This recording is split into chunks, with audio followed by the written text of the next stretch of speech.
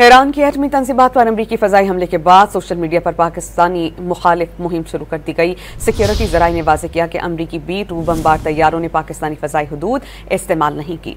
Pakistani Iran के खिलाफ हमलों के लिए अपनी फ़ज़ा, ज़मीन या समुंदर इस्तेमाल करने की इजाज़त नहीं दी। पाकिस्तान ने तमाम आलमी फोरम्स पर ईरान पर इसराइली हमलों की मज़म्मत की। सिक्योरिटी ज़राए ने वाज़ेह किया कि इसराइली जहारियत पर ईरान की सियासी, अखलाकी और सिफारती हिमायत करते हैं।